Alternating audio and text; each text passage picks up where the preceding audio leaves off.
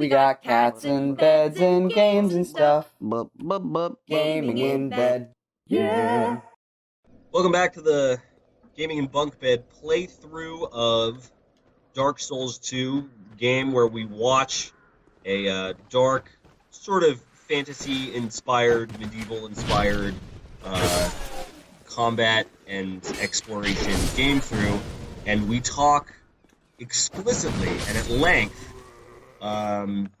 about giant robots piloted by humans. Corey, can we talk for a moment about the internet's inability overall to find love in its heart, the collective heart for Gundam Wing? It's true. No, I thought just end the sentence there. 'Cause I heard about this. The internet has an inability to find love in its heart, and then that's the end of the sentence. Oh my god, this guy. Probably right. So here's the deal with Gundam. Happy series of Japanese animation, television shows, and I'm sure films and games and things where people ride in, they refer to as mobile suits, giant robots, people in the cockpit, Oh my god, I piloting, have to kill all of these people again? fighting, control. You went to a bonfire, didn't you? I know. It's the number one function of the game when you go to a bonfire and rest. The whole world's minor enemies are reset. Like, well, I gotta do this again. I just didn't... I thought that the other way... I thought... I should have known the bonfire would be past a fog wall. I thought that this pathway led to that bonfire. I get it. When you put two and two together, the results can be hard to reach sometimes. I know because, like I said in the previous thing, not a mathematics experienced professional person. Anyway, Gundam, we were discussing. Gundam Wing. Mobile Suit Gundam. Delightful show. We, by virtue of our growing up in the late 90s, early 2000s, etc., we got into Gundam Wing because it was on Toonami, back when Toonami was a delightful thing on Cartoon Network that could be enjoyed sometime in the hours before fucking 1 in the morning, or whenever they play that shit these days. And it was dramatic and exciting, and the score was epic, and it was anime, so the characters were a little bombastic, but then again, they were also teenagers, and having been one myself for a few years, it's just sort of the way you are sometimes. And there was romance and politics, struggles of pride and identity and being accepted by the culture, and you had civilians as opposed to, soldiers and rebels and most of the themes, if I can jump in, most of the themes of mobile suit shows in general. It was not dramatically breaking the rules. I'm watching. It's not like it was going on a limb. I'm watching the original Mobile Suit Gundam, the 79 one right now, and yeah, whiny teenagers, check. The political military intrigue and questions about the loss of innocence and like the sacrifices of war. It's all there. So why the hate? That's the other thing. So I don't spend a lot of time roaming the internet to figure out what other people think because, man, I'm still busy trying to figure out what I think about things. I can't be touching base with any other person who speaks the same language that I do and has an internet connection. But I remember you were just looking up like brainstorming different kind of games to be playing on the thing. You're looking at Gundam games, games that were inspired by the various Gundam shows. And you had made the discovery, or rediscovered perhaps. Take that halberd from his hands. Bro, do you want me to use a halberd right now? No, I want you to do it your way. I just want to express my love for the halberd, not to be fulfilled. In this episode, I'm gonna use a halberd. Yeah, I'm gonna use a halberd. Which, in fact, let me show off my wares, and I'll let you decide which of these many pole arms I should use. Point is, I don't understand why there's apparently there's pointedly not just less love for Gundam Wing than other Gundams, but it's Spurned. It is straight up spurned. It's like it is the proverbial redheaded stepchild, or some even less positive comparison of the whole franchise, apparently, which obviously is a nostalgia factor. Yes, you grew up in the show. Yes, is it possible that we've looked blindly upon these episodes and not see them for what they really were? Yeah, but to what extent is that different from like any of the other series? I don't know. It's just and then could it be that no one else is nostalgic and thinking about them positively except for us? So it's just a peculiar kind of thing. Which again, I'm not worried about. Like I don't do the. I'm not going to let their disinterest in it affect mine. I'm just a little baffled that there isn't as much because those Gundams seem cool. I mean, Death Scythe was awesome. And the heavy arms are like 95% of that Gundam's weaponry were all firearms. Like if you ran out of ammo, you just had that wrist blade, which you used to great effect. But and freaking the one with the trident. It's been a long time. Wu Fei. Yes, that was the name of the pilot. Shenlong. Shenlong. Yes, thank you. Yes. Yeah. I feel like those were good times. And then there were those really cool ones that the like Federation people developed previously, where it was the one that was like just a giant cannon, and the other one that had like the huge barrier of defensive. Oh yeah. Or things. It was like a pure offense, pure defense. The ones that were like guinea pigs for Epion.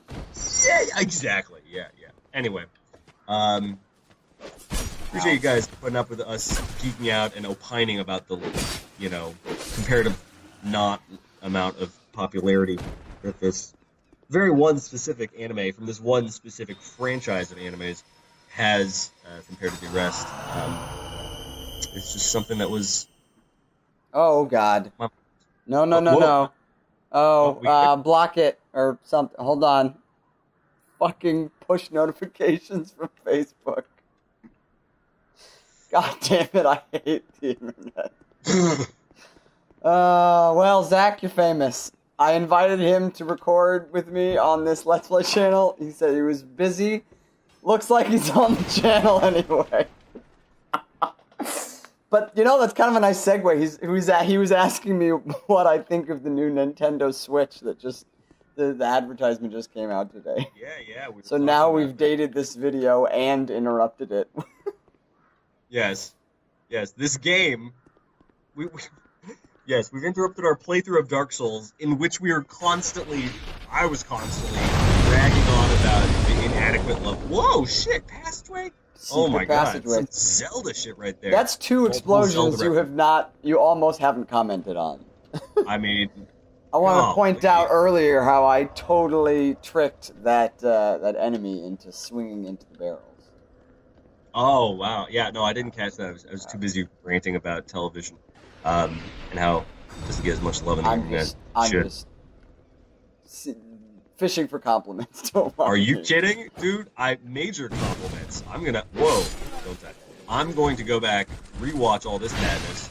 Can you please kill that Teenage Mutant Golem Ninja thing? Can you kill Armor Armadillo, please? Is he standing? Is he on lock? He's just like, yeehaw! Yeehaw!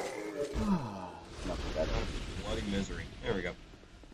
So yeah, Major props. Oh yeah, Nintendo Switch just came out. Whoa. And can I hit him from here? Yes. Okay, cool. Nintendo Switch just came out, and I don't know, dude. I don't know. Is my response. I'm very curious. I'll tell you what I'm more curious about. I'm curious about how on earth is it supposedly playing Skyrim? Oh, in handheld, you mean? In anything. I'm sorry, since when has any Elder Scrolls game been available for Nintendo? Are you sure it's Skyrim? I'm 1,000,000% certain that the footage shown Maybe- multiple times in that video was him fighting a dragon in Skyrim. Well, maybe one of the new features of the Nintendo Switch is open access to illegal emulator capability, and it will allow you Very to powerful one. unofficially play any game in human existence. Sorry. That is electronic. I need to pause our discussion because I'm about to fight our first mini boss. Spoiler. Okay, forget about the Gundam, forget about Zack, forget about Nintendo. So In the zone. here's the thing. Oh. I've never been able to defeat this guy at this point in the game. You're supposed to run past him? Like the No, dragon? no, it's just... Oh, I thought it was a bird. This is just a crony. No. You can fight This him. is a fucking asshole known as the Pursuer. Because he literally pursues you, the chosen undead, over and over and over again throughout the game. Oh. So he's like, He just shows up. yeah, for Prince of Persia fans, his behavior is similar to that of the Dahaka.